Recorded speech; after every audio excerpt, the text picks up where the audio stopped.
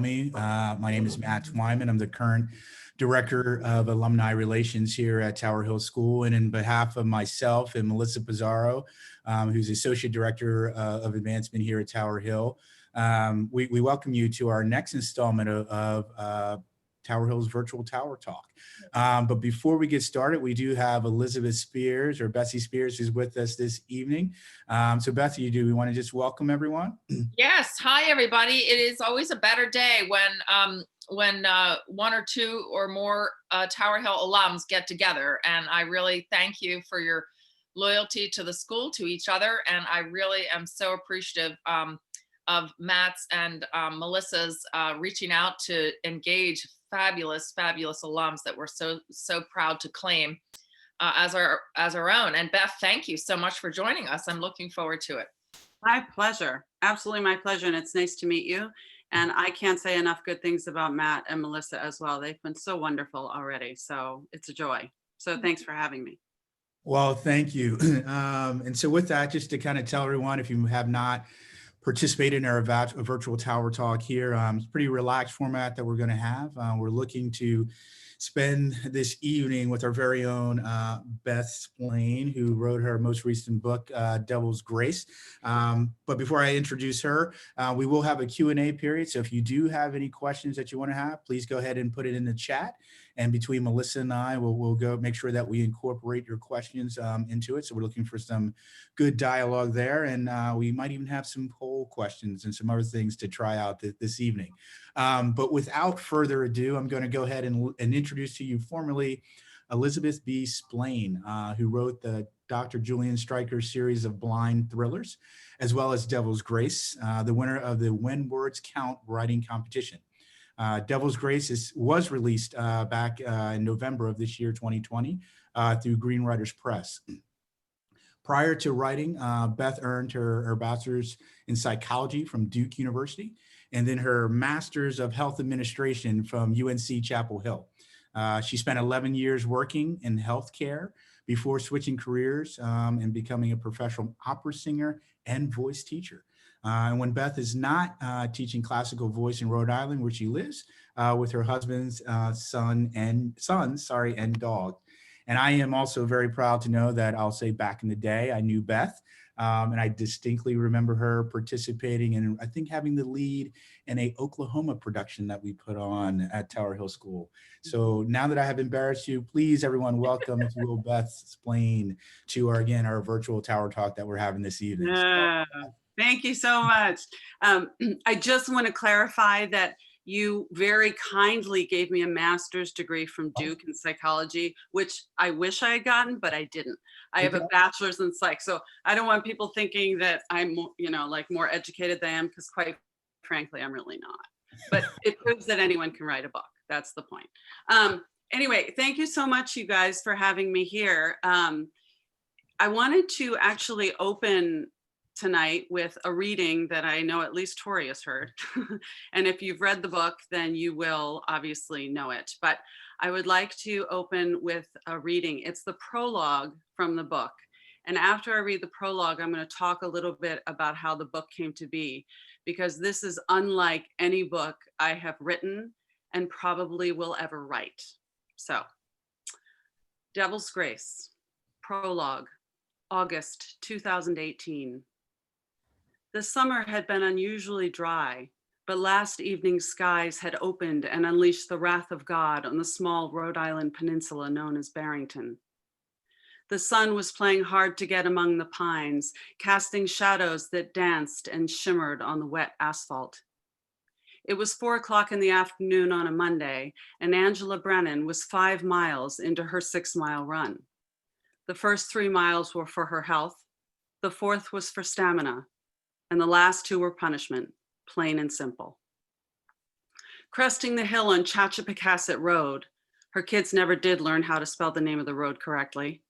The expanse of Narragansett Bay sparkled before her, and Angela allowed herself a moment of quiet contemplation as she inhaled the exquisite scents of late summer, freshly cut grass and the sun-baked seaweed of low tide, the smells of home. She unfastened her hair tie, letting her wavy blonde hair cascade lazily down her back as she walked down the hill.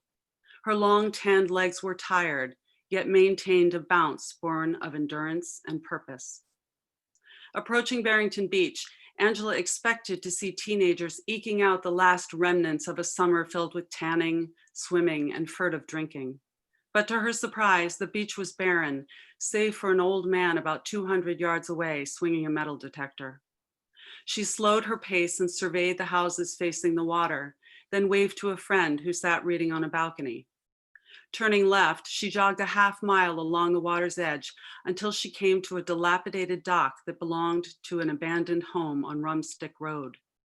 After the elderly owner had passed away several years ago, the once breathtaking home had become a pawn in an inheritance battle among the woman's grown children. The result was that no one maintained the grounds and the entire estate had fallen into disrepair. The old wooden dock, once a diving platform for local children, listed to the right and had caution tape wound around it. Ducking under the tape, Angela walked behind a secluded piling, squatted, and pushed a heavy rock until it rolled about a foot away from its original resting place. She then used her hands to claw through the sand until her fingers caught the edge of something hard. Glancing about to ensure she was still alone, Angela tugged at the object until the sand relinquished its hold with a violent sucking sound.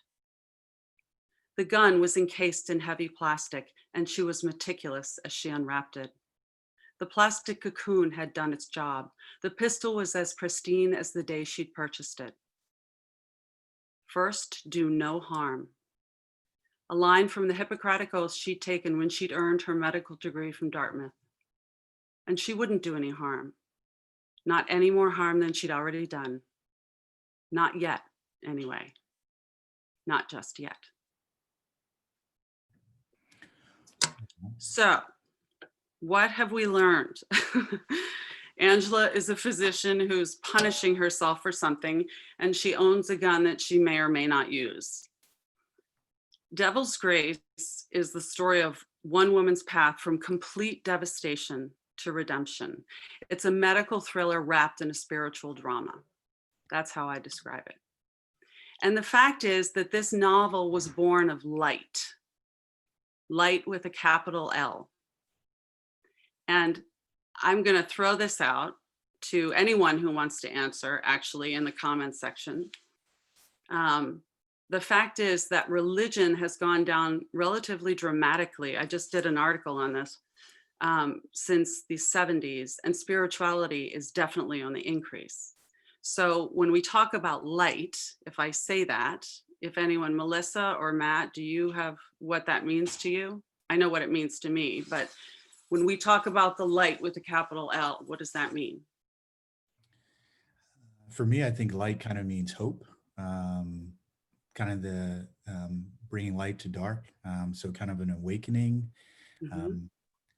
Those are kind of the immediate thoughts that I have when I hear the term light with a capital L. Yeah. Yeah. I might add to that maybe an openness to sensing new things. Mm-hmm. Mm-hmm. I absolutely agree with those. And the fact is that this book was born of light. And I say that because this is how this book came about. My dog just walked in. So we're live, folks. Okay. Hi, buddy. I was working on the second book in my blind series when a friend of mine who has regularly communicated with people who've passed since she was a child texted me. She lives in Grand Rapids, Michigan. She texted me and she said, how's your writing going? And she literally had never done that. So I smiled and I pressed and I said, what's up? And she said, you're supposed to be writing about the light. And I said, okay. I don't know what that means. And she said, I don't know what that means either, but that's the directive. And I said, I don't know what to do with that. And she said, well, I told you what you're supposed to be doing. And so then we started chatting and I told her about 2 real life stories that my husband, who's also in the healthcare field, had told me. Real life stories, both very, very tragic. he had urged me to write about them. And there were great stories, but they didn't stand alone. They couldn't make a full novel. And while I was on the phone with her, I said, maybe I could combine these two stories and that would be, and she laughed and she said, that's it. That's what you're supposed to be doing. And I said, okay, well, as soon as I finish this book. And she said, no, right now. And I said, I'm a very goal-oriented person. Thank you, Tower Hill. And I said, well, I can't just stop. I'm almost done this book. She said, nope, right now. So I literally wrote the prologue that day. And then I also wrote chapter 1, which is really chapter 4 in the book, as it turns out. So this book has always been bigger than me. It was as if it came from somewhere else, and that I was the vessel through which the words traveled. Now, that doesn't mean that I sat there and just, typed it all out, but it's always been bigger than me. And so Light, Angela, is chair of cardiac surgery at the hospital. And for those of you who don't know anything about the book, she loses her husband and son in a car accident. And then her daughter is in surgery and makes it through surgery and dies shortly after surgery due to medical error. And so here she literally loses her entire family within 24 hours. But what's really interesting is that she's sitting in the waiting room while her daughter is in surgery. And this man, this really gruff old man, very disheveled, missing teeth, starts talking to her. And here she is, a very haughty, chair of cardiac surgery, kind of doing one of these to this guy, like, you're not talking to me, kind of a thing. And she ends up engaging in conversation. And he says to her, your daughter's going to be fine. And she's like, who are, and gets through this conversation. And the surgeon who's operating on her daughter comes out and says, Angela, your daughter's good. You can go see her. So Angela leaves. And then she realizes she didn't thank the man, who ended up being very nice and was very comforting to her. And when she goes back to the waiting room to thank him, there's a woman sitting there and she says, where's the guy that was sitting here? And the woman says, what guy? She said, the guy, the disheveled man, he was sitting right here. And she said, it's just been you and me for the last hour. And so Angela, this woman of science, is going through this horrendous valley in her life. And now she has ghosts talking to her. So she thinks she's losing her mind. And her very good friend, Liz, her nurse, her best friend, who's also her nurse, is the one that kind of guides her through this. So Angela goes through a metamorphosis, not only as a person, but because of this, she also becomes a better physician, because she is more compassionate about her patients and herself. Throughout her journey, she manages to find forgiveness for, well, I won't give everything away, but she finds forgiveness for everyone else. And it's her father who says to her, have you forgiven yourself? You need to forgive yourself. And she said, it's not that easy. And he says to her at one point, sometimes it's only when the devil visits us that we can find the grace and humility to forgive, not because of him, but in spite of him. And that's where the title comes from. Great. So thanks, Beth, for kind of sharing a little bit of overview and kind of where the title come from. I mean, I guess let me go a little bit broader. You have a, breadth of experience. You were obviously in healthcare for a while. Now you've become a voice coach. You were an opera singer. How do you kind of get into the space to write? Like what kind of gets you there? How do you kind of do that? How do you find your way of writing?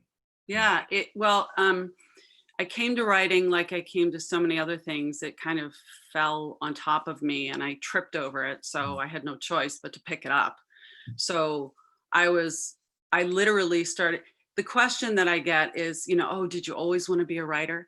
And my answer is no. I had on my bucket list was be a published author, but it never occurred to me that actually involved writing a book. That was on my bucket list of things I wanted to do, along with running a marathon, which clearly that ship has sailed. But anyway, so we had just moved to Grand Rapids from Hershey, Pennsylvania, and I had 3 boys under the age of 15, and we had 3 massive dogs, and it just was chaos all the time. And there was no time to breathe or think. And we got to Grand Rapids and I wasn't working, which I'm really not good at. So I started doing some parenting blog or something, and it was fine. My middle son has some learning challenges, and so that was the focus of my blog at the time. And I thought about getting a PhD in psych. I thought about getting a PhD in music pedagogy because I had been teaching, but none of those really appealed to me. So I kind of was waiting for my voice studio to pick up to do private teaching. And I had gotten everyone off to school, and I was brushing my teeth, and I closed my eyes. And while I was brushing my teeth, the toothpaste cap fell on the floor. And I leaned down to pick it up with my eyes closed, and I couldn't find it. And I thought, God, it would suck to be blind and not be able to find the flippin' toothpaste cap. I mean, like how the littlest things, right?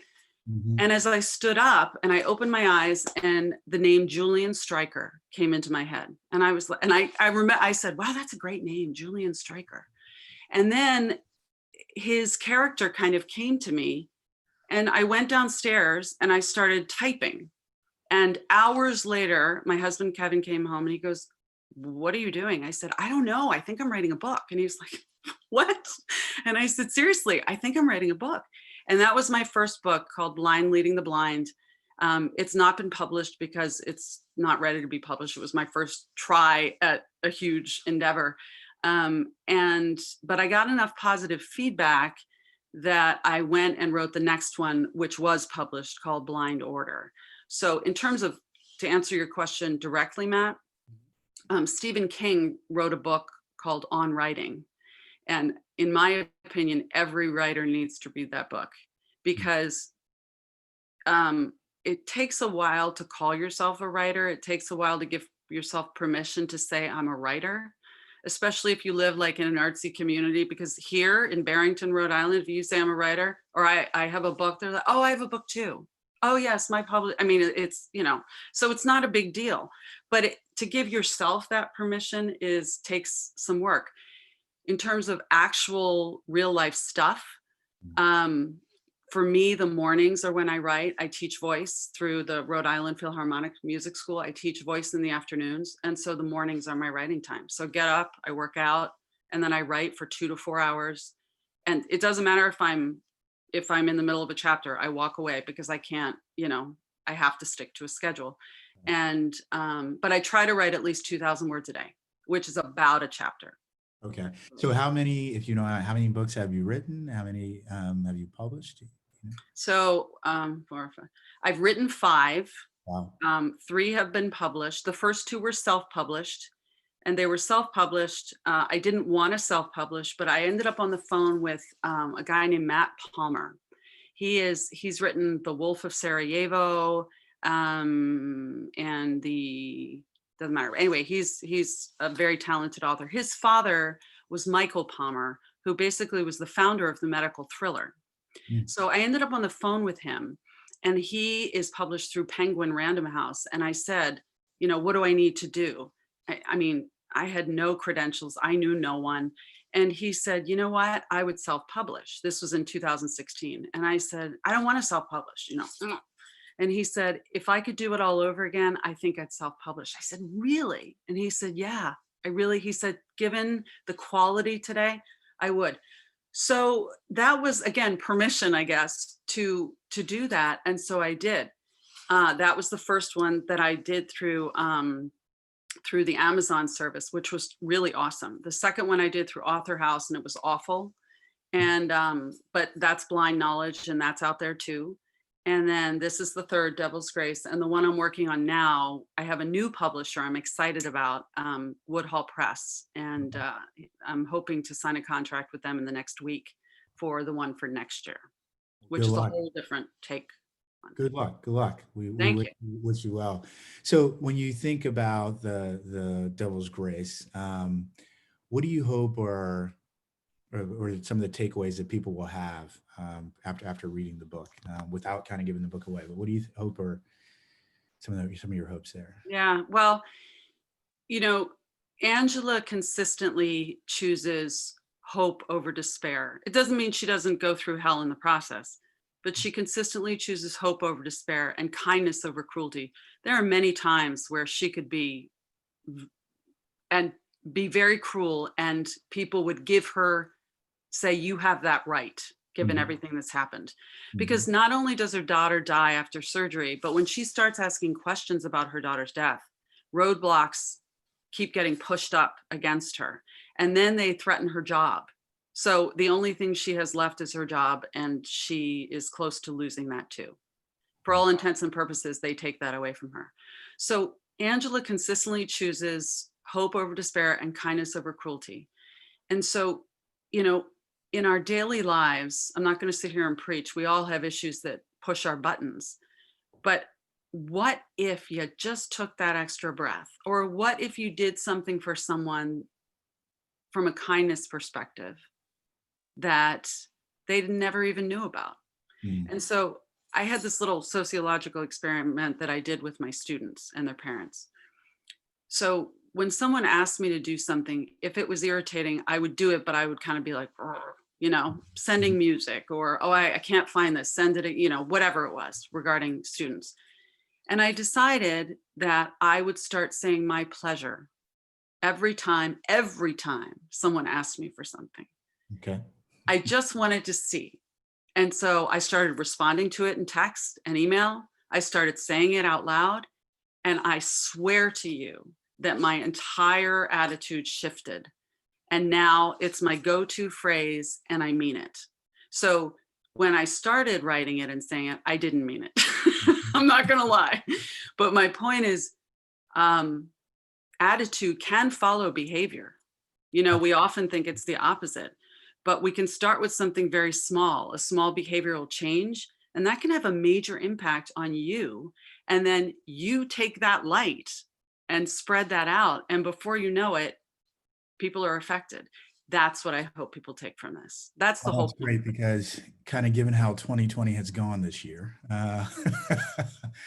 take your pick of things that are going on. I think, you know, taking a positive approach, and I often preach that as a coach, you know, your attitude is so important. You can't dictate what happens to you, but you can dictate your reaction to how things happen. So That's exactly right. I think that's a very, very good theme.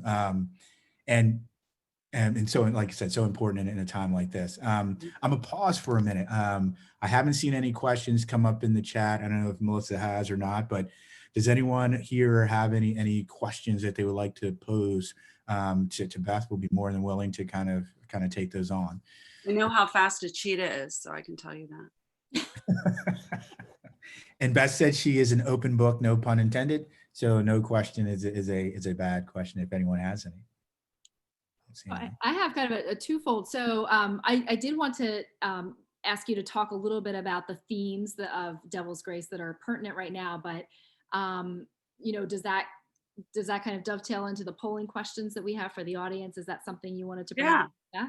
Yeah, sure. So to me, there are three major themes in Devil's Grace. The first is spirituality.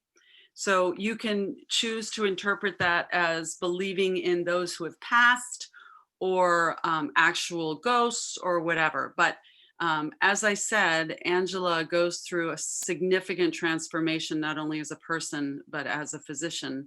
And as she does that, and I'll get back to your question, Melissa, but there's a scene in the book. It's such a nothing scene, but it's come to be one of my favorites. And she and Liz, this is after she's lost her whole family, and and the hospital's up against her and blah, blah, blah. And she's sitting there, and she's sitting in the cafeteria with Liz, and she's looking at all the people, all the patients and all the clinicians who are taking a break. And she's focusing on kind of this one young man who has an IV tube strapped, and he's not in a good position. But she's looking around, and all of a sudden, she realizes that she has created this wall as a physician and as a person, not just a physician. Because in fairness, physicians often, they have to create some sort of a wall, or they could get sucked into the darkness and it's just, you know, it would be very stressful. So I'm talking beyond that. She had created a wall that she hid behind. And now the wall has crumbled completely. And she's sitting in there, and she looks around, and she says, and Liz says, "Why are you smiling?" And she said, "This is so beautiful." And Liz says, the cafeteria is beautiful. And she said, no, Liz, the people, they're conflicted, they're passive aggressive, they're angry. It's fantastic. Because she realizes that she is one of them, just the doing your best to get through the day. Sure. And once that has been broken down, you know, all of this wonderful stuff, awful stuff that's happened, but all this wonderful stuff comes flooding into her life. So it's really kind of cool. And so one of the themes is spirituality, and the ghosts or whatever help her do that. So that's actually a question we had, right? So I will tell you flat out, this will probably not come as a great shock to you, but I have seen several ghosts that have been verified by the people that I talked to them about, and have also sensed many presences. So this book, writing this book, wasn't a stretch for me. But that was a poll question we had, right, Melissa? It Yeah. is.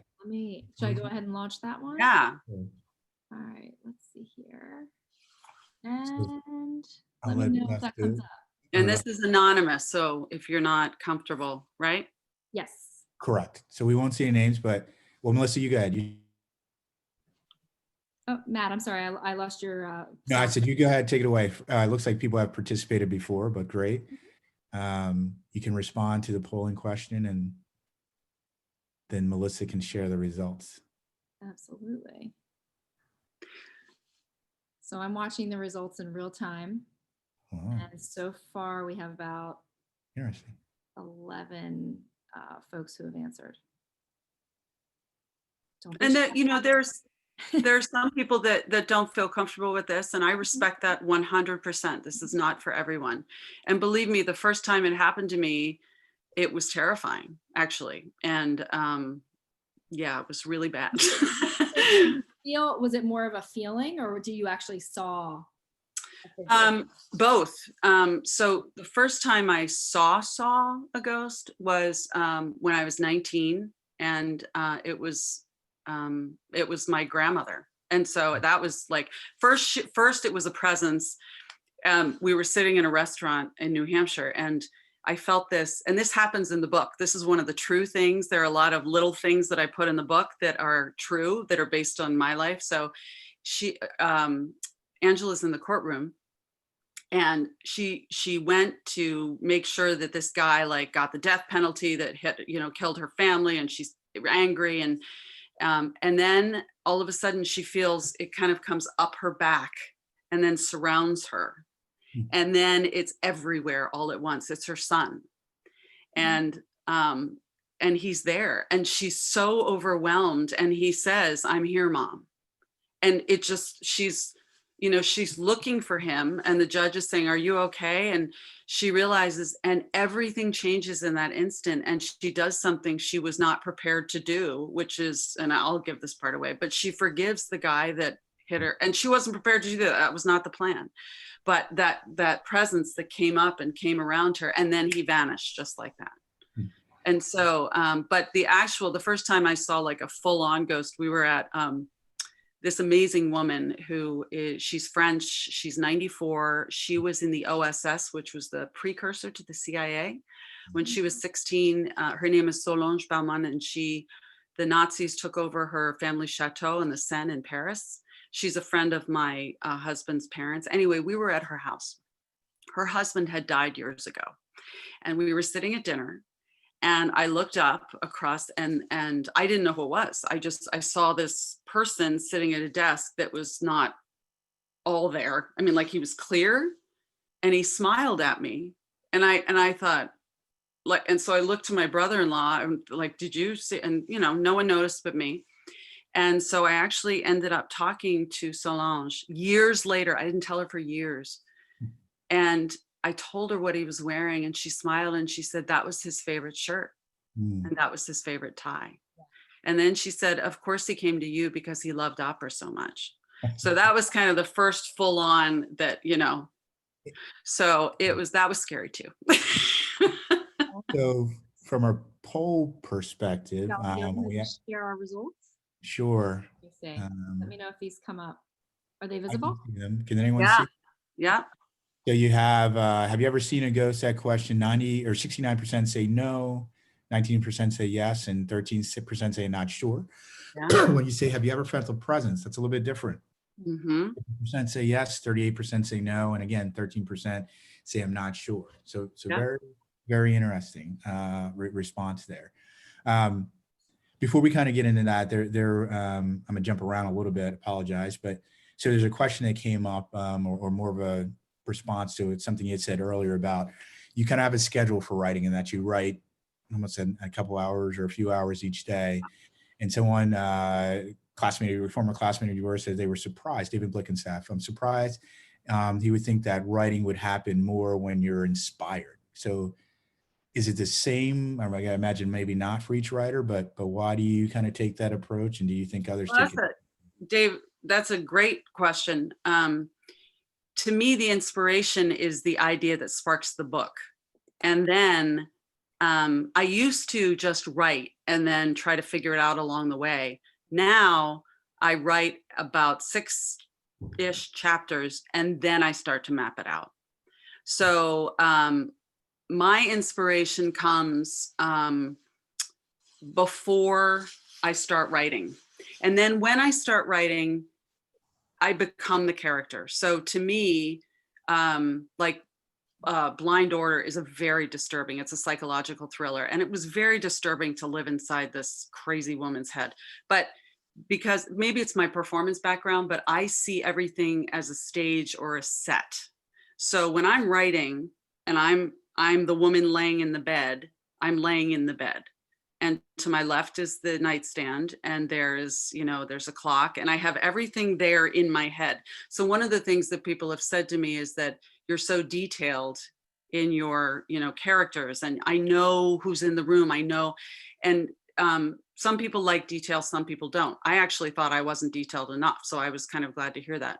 But so the inspiration comes, and sometimes I'll be writing and I'll start laughing. I'm like, oh, that's great. And then, I'll keep going. So the initial inspiration is real, but it's work. I mean, it's like any other job, right? If there's a big project to be done, you break it into bite-sized chunks and you attack each chunk. It doesn't mean you're not excited about, what might be coming 12 chapters from now, but it really is, here's the goal. Here are the steps to get to the goal. So I'm very logical that way. Let me ask you a question. So sometimes when they film a movie, I was surprised to learn that they might film the ending first and then they do the other pieces. So it's not necessarily linear or sequential. When you're writing your books, are they, because you're the character or become kind of that character, do the events happen as they happen, or do you kind of, I'll jump to the end because I know how I want this to end and then kind of back into it, or? Many writers, when they start writing, know the end. I often do not. Ooh. Especially with this book. I ended it differently, and then I gave it to my beta readers, and I got a lot of pushback. Like, wait a minute, why did you? And I was like, whoa, Nellie, back up. So I often don't know the end. My book for next year, called Swan Song of a Jewish Diva, that's the working title. I had an ending in my head, and I even had it kind of sketched out in outline form. And then as I was writing, I was like, no, they wouldn't go there. They wouldn't do that. And I literally changed everything, because as I was writing and I was that person and I had gone through and I had been in a concentration camp, I was like, no, she wouldn't do that. So, did I answer your question? I did. So that kind of leads to another, and we have a small interview clip that we can play here. It's between, so one of the things I thought was very interesting when we were talking, Beth, is that you said you actually have doctors kind of review your book for, I guess, authenticity and kind of making sure. And we do have a small clip where it's Dr. Charlie Payne, who reviewed and read your book, and he's actually speaking to your publicist, Ben Tenzer, I believe it is his name. So Melissa, when you want to just kind of play that small clip that we have, and then we can talk about it a little bit. Let's see if I can get that to come up. One moment. Sure. There we go. Okay. Expand that. Okay. Book, of course, revolves around medical issues. It revolves around medical error. It is also a thriller. It is also spiritual, though it all hangs together quite neatly. And I'd love to hear your thoughts on the book. I know you're sort of a fan, even though we're still pre-publication. Sure. Well, she asked me to read an early draft, strictly to look for anything that might be sort of inaccurate or not customary in medical practice. And it was surprising how accurate she actually was. Of course, I read a lot of novels, mostly in the same genre as this one. And I am continually amazed at how simple it would have been to correct some of the mistakes that novels, Right. some of the stories have, as far as like medical accuracy and things. All you have to do is ask somebody and they'll tell you, that's not what we actually do. Yeah. But she had a really good feel for all that. So I just tweaked a few things there. And the thing about this novel is I think it's going to be something different for everyone who reads it. So I read it first as a physician looking for, paying close attention to the scenes that had, medical procedures and things going on. And so I was taken by the intensity of that story, which revolved around, medical error and some other things. But boy, she gets into there's so many other things. There's family relationships in this. There's the psychology of people who lose loved ones. And then there's the mystical side, which you said. Right. And I was actually taken by that in a way, even though that was not my purpose. Yeah, no, I agree. There's probably a better way to say it, but I know that caught me off guard, and then I was completely caught up in it. And maybe it's approaching middle age as I am, but I have been struck that as someone who's always been sort of avowedly not spiritual, not anti-spiritual either, I feel so happy now when I run into people trying to write about it. And in her case, doing it as eloquently as she does.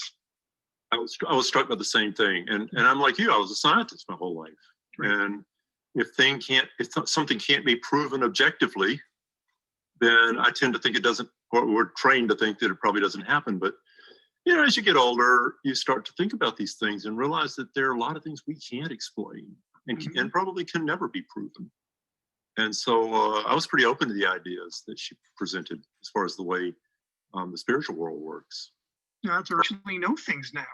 Like, I don't need to be a scientist to tell you that we have numbers, but even then, right, things are unexplained. And I think there's a certain solace in spirituality that we can't get in numbers. And I know for me, that's very meaningful. She explores that in this book. She looks at it both as the way, certain beliefs benefit people in times of need, but she also leaves open the idea that, this is real. The reader gets to decide for themselves. And I thought that's the thing that made it so interesting, and why I think different people who read this book will look at it differently. Some will look at it as a thriller, a mystery, good guys versus bad guys. Mm-hmm. She's got all that, but she's also got these whole other real human dimensions in it.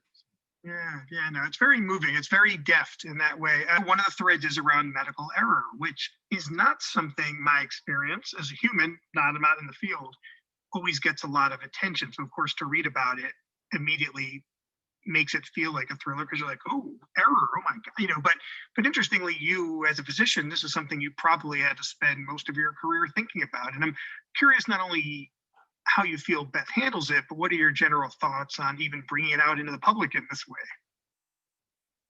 It's real. It's a real thing. And as an anesthesiologist, we live that every day.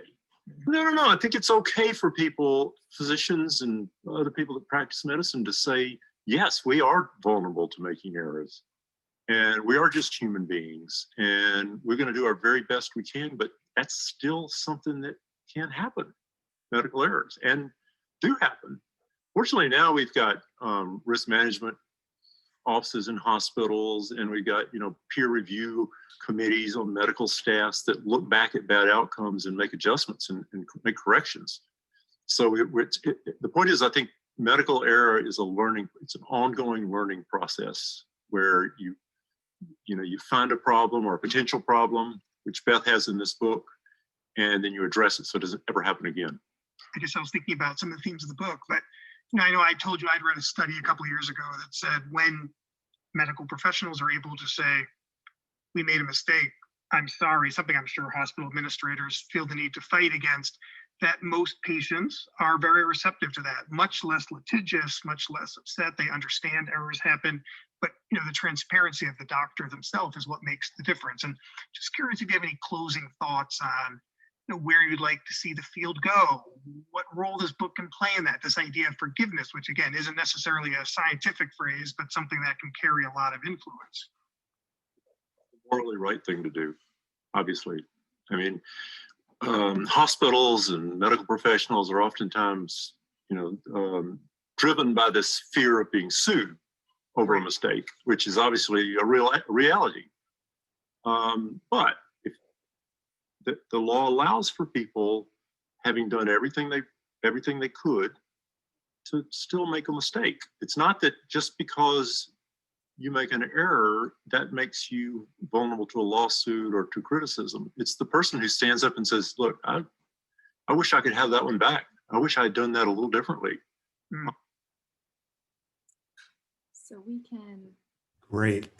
So that's a great clip there, again, between your publicist and the doctor that you had to review your book. So it brings up a whole nother theme. Do you want us to discuss a little bit about that, Beth, and kind of your thoughts and what kind of made you go there?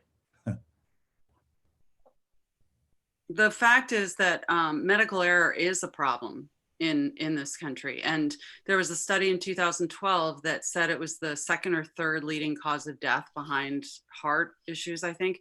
And that's been hotly debated. This was obviously pre-COVID, but hotly debated because it depends on how you define medical error. Is it something that should have been done that wasn't done? Or is it simply leaving a sponge in it depends on how you define it. But as Dr. Payne said, risk management, peer review, all of those things have been put in place in the last 20 years to make medical error much better. But what's interesting is what he said about compassion and about saying, I'm sorry in the book. If this one surgeon had just said he was sorry, things might have gone differently, but he didn't. Mm-hmm. And I think it is hard for people in general to say sorry, but especially for people who have been trained to be in control and know what's going on all the time. So, because you're admitting that you lost control for a minute. And compassion is a big spirituality and compassion in the book. So one of the questions, we have another poll question, which I'm going to be very interested to see people's response in this because, well, can you put that up, Melissa? Absolutely. Let's go for it. Let's see here. Here it is. Launched. So if everyone wants to go ahead and participate in this poll question. And What percentage of American physicians believe they provide compassionate care? Multiple choice. This is interesting. I'm watching it in real time. Can you see the real time? I can't, no. No, we cannot. Well, we can, Melissa, but not our participants. We're the lucky hosts. Oh, by the way, the ghost question, by the way. Mm-hmm. So there was a survey done in 2018 by Groupon, and 60% of the people they surveyed admitted to seeing a ghost. 60%. What was really interesting to me is that 40% believed that their pet had seen a ghost or felt a presence. So I thought that was kind of cool. But back to this. Our group was significantly lower than that. It was about 19, I think, right? In this group. Yeah. Okay, so it looks like everyone is done. So I will go ahead and share these results. Wow. So the question, what percentage of American physicians believe they provide compassionate care? We had polling said 92% believe that physicians were, and the next highest was probably 27% who thought 84% of physicians would answer the question that way. The guess is higher than I expected to see. Mm-hmm. Yeah. So in reality, the Schwartz Center for Compassionate Healthcare did a study, and only 78% of physicians said that they provided compassionate care. So that, which is really, it's amazing to me that only 78%. 54%, when patients were surveyed, the same survey, only 54% said that they received compassionate care. So obviously there's a big discrepancy there. And I think that med schools and residency programs should take a look at that. in that same study, they talked about how important it is that compassion come from the top of the organization, that the organizational values had a significant impact on whether the physicians and other clinicians felt they could provide compassionate care, that they were being listened to, that they had enough time with the patient. So the organizational values obviously play a key role, or a key factor in that as well. But I don't know if that surprises anyone, but I remember when I read that, that's part of the reason it was included, because it was surprising to me. So, and with regard to the medical error, I said that this story, that Devil's Grace, is based on 2 real life stories. One is that a person who lost his or her family in an accident and found the ability to forgive people. And the other was literally the key to the book, which I can't talk about, but it's something that almost happened. It was at where my husband worked, and it actually, if it had happened, if the issue had not been caught, it would have been a nationwide problem, and it would have been big. So these 2 stories, I mean, they're real. And so I just happened to combine them to make it a little more dramatic. But so are those, again, because this is a fictional story and you mentioned those 2 aspects are real, are there other aspects of that are kind of true based, if you will, and not? Oh yeah, in the everything about Barrington is real. So if you've never been to Barrington, it's a seaside community. It's very nice. So Chatchapacasset Road is a real road that I couldn't figure out how to spell for the longest time. There is a scene in the book. She has a surgical mentor. His name is Frank Toner, named after Lisa Toner's dad. And Joe Kaiser, after Ann Kaiser in pharmacy. Tori, I'm still working on you. Where'd you go? There she is. But there's a story within the book where Frank tells Angela that he had a daughter who died about 45 years ago from an immunization that had gone, a vaccine that had gone bad. And when I wrote that in the book, my editor was like, are you sure you want to put that in there? There are a lot of anti-vax people who are going to be jumping all over that and using that. And I said, well, it actually happened. My cousin died, my mom's sister's daughter. She was 1 year old, and it happened in Germany, and the vaccine was left on the dock too long. And so it fell below the threshold. And it's like, I forget, 70 babies died from this vaccine that went bad. And my aunt and uncle sued the pharmaceutical company, and this with the other family. This was a class action suit, and the suit went on for over 20 years in the courts. And in the end, they found in favor of the pharmaceutical company. So for 20 years, they fought this battle. And so in the book, Frank tells Angela that that's how he lost his daughter. So in my books, there are always real things from my life. I could go into detail about other books, but I won't. But there are always real details. And I always try to use names. So if you ever want your name in a book, just send me a note or a text or whatever. I'll put it in there. Kind of one last question before I turn it over for anyone else has a question. Often people will ask, what character, or is there a character in your book that you identify with the most, or is it kind of a combination of characters? Is there a character? Is it Angela for you in this book that you identify closest with, or? I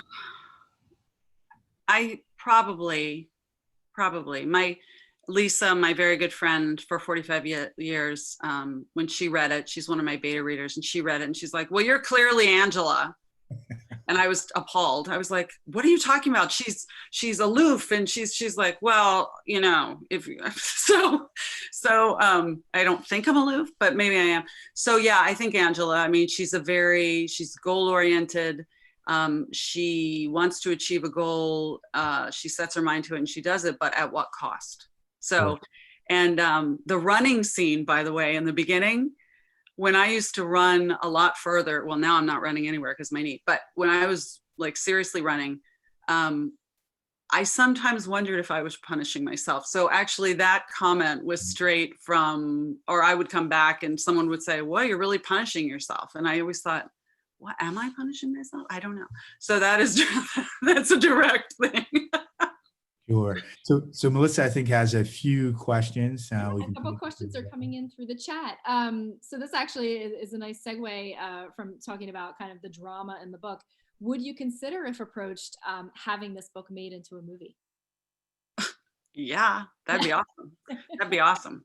I just, someone I barely know read Blind Order, and she read it in one night, and she called me today. I barely know this woman, and she was like, this needs to be a movie. You need to and I said, that doesn't just happen, you know? So I would love, love, love, love. I think it would be great. And actually in the contest that I won for for Devil's Grace, the three judges were the publisher, a publicist, and an agent from LA who was such a hoot. And she said to me, one of her questions was, she said, would you consider making Angela Black? And I said, I didn't even hesitate. And mind you, we were filming. This was all filmed because they're trying to make a TV show out of it. So the camera's on. You're very aware of what you're saying and who you're talking to. And I said, no. And everyone kind of went like that. And I said, because that's not my experience. I can't write that experience. So I could, but I would feel false, and I would know. And so she went, okay, how about Nicole Kidman to play Angela? And I said, okay, if you want to do that. It was such a weird segue. But so yes, that would be awesome. I would love that. That's awesome. Very cool. And so we have another question. How long did it take to write this book? And did you ever get stuck in your writing? This book, the first draft was done in like 3.5 months. I mean, I just went to town. And did I get stuck? When I submitted it to the editor for the first time, the first thing she said to me was, I love the prologue, but chapter 1's kind of boring. So we need to maybe move chapter 1 to chapter 4. And I was like, and it was the first time I had worked with an editor who was so, not in my face, that sounds rude, but just like, this is what you need to do. And of course, my immediate reaction, which I didn't say, because you've learned to keep your mouth shut and think and then talk. My immediate reaction was, oh, I don't think so, And then I thought, well, this is what she does for a living. And she does read a lot more books than me. So then I took a break and I came back and I looked at it and I was like, oh, she's right.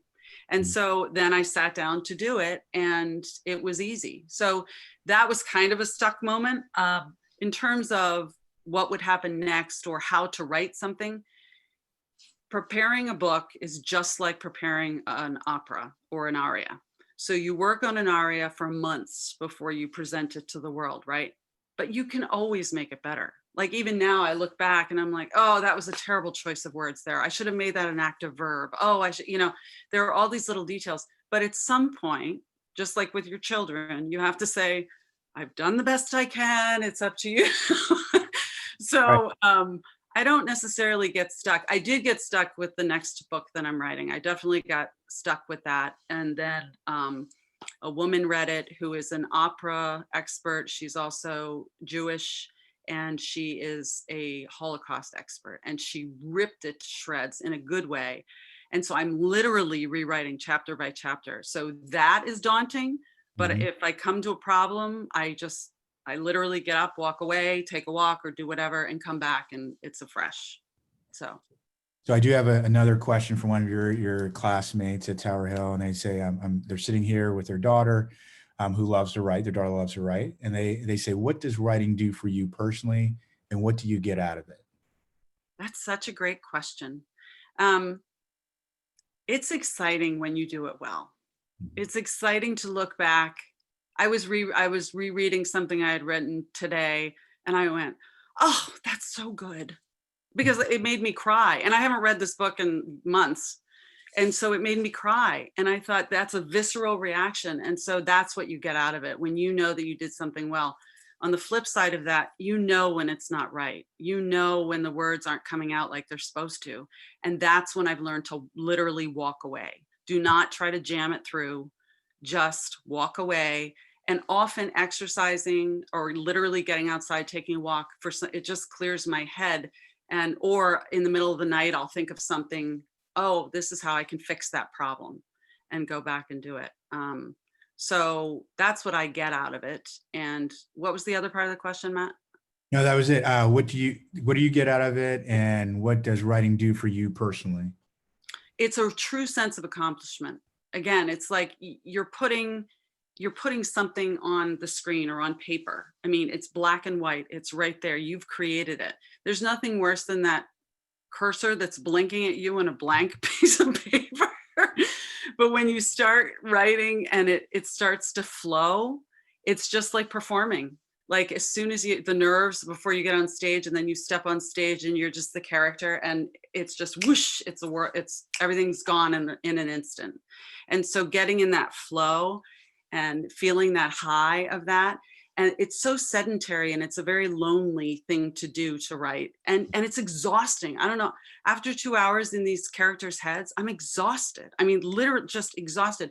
And then I get to go and teach, which is really outgoing and, you know, like this all the time. So I love the balance of that. I do not think that I could write. Some people write for 8 hours a day. There is no way. That is not me. I don't care if I'm not going to force it. And any more than 4 hours a day and it doesn't work for me. Sure. Melissa, did you have any other questions? I do. I have two questions that may wrap it up from I believe your classmate, Paul D. Paul D. So his first question is, if you could, this is actually, I really like this one. If you could hope for one person more than any other to read this book, who would it be and why? Ooh. Paul D. Getting to the heart of the matter. Oprah. That's who I want to read this book. Seriously, because you know, these book clubs, there are a lot of great singers out there. There are a lot of great painters out there, and there are a lot of great novelists out there. I am very aware that I'm not the best writer in the world, but apparently people are entertained.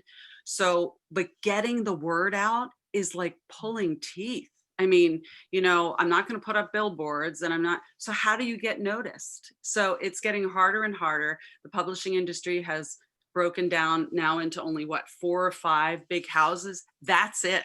Everybody else is indie. And so how do you get your name out there? And the answer is people you know, and those people talk to the people they know. Someone literally texted me and said, "This is a great book. You should probably market it." Really? I should market it? What? So I was like, what does that mean to you? Like, what does that mean?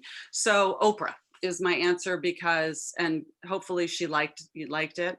It was just chosen, by the way. Kirkus reviewed it, and yesterday I got an email that it was chosen to be listed in their Kirkus magazine, and only less than 10% of indie writers get chosen for this.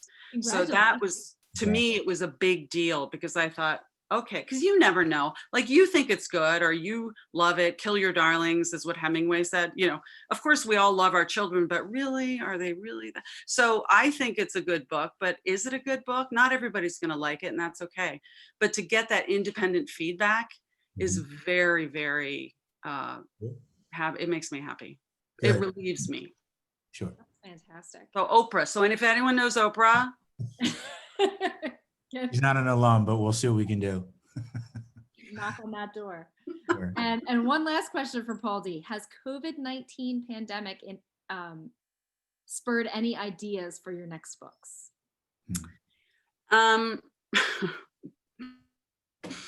Because a lot of publishing houses, when you submit, they actually say, do not submit to us about anything regarding the president or killing the president. I'm not joking. Or anything related to COVID. And actually, someone said to me, wouldn't it be interesting if all of the technology that had been created until now was created specifically for COVID? So in other words, somebody knew what was going to happen and backed into all the technology. And I was like, that's interesting. But it wasn't enough of a to make me do something about it. But I'm throwing that out there for all the writers in the group. So Paul D, that's on you. But yeah. Well, thank you, Beth.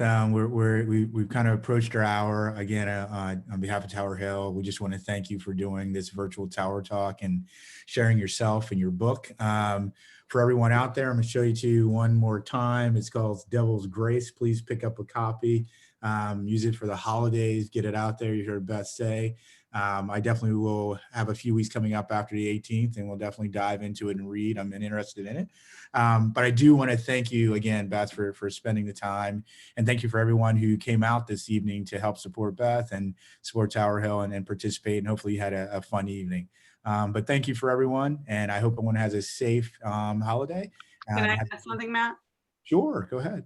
I just want to say one thing. So my website is elizabethsplaineauthor.com. If you want to follow what's going on, elizabethsplaineauthor.com. And the other thing is we have a call coming up next Wednesday, right? That is true. Sorry. That is you true. want to mention that? Or? Sure. So unfortunately, the class of 86, Dwayne Hicks passed away, for those who may know, I guess last month. And I'm proud to say that the class of 1986 got together and they're going to be actually offering a scholarship. There's also going to be a wrestling tournament. Dwayne was a big wrestler that's going to be named after him. And this is all because of the donations that have come in support of Dwayne and putting this together. So we're going to be having a call about that from anyone from the class of 86 who would like to participate and help support this initiative and kind of get us to where we will ultimately want to be. It will be on the 15th at noon Eastern Standard Time. But obviously, if you can't make that, feel free to reach out to Melissa or myself. And most of you know me or hopefully remember me. And we can definitely help. But I thought it was a great thing that the class of 86 did to step up and kind of memorialize one of their classmates, Dwayne Hicks. And just to clarify, so the 15th is Tuesday. So it's Tuesday at noon Eastern Time. And even if you're not a member of the class of 86, you are certainly welcome to ask questions, learn more about Dwayne if you did not have the pleasure of knowing him. He was an amazing individual, and this is a really nice way for the class and others to recognize him and really memorialize him at Tower Hill. So we're really proud of the class of 86, and thank you so much for your support. And well, thank you again, everyone who took the time out of your very busy schedules. And thank you, Matt and Melissa. I just really appreciate it. Thank you. Everyone have a good evening. To all the class of 86, Dave Blick and staff and others I see Thanks, on guys. there. Have a good evening. Thank you so much for coming. Thanks. See ya. Take care.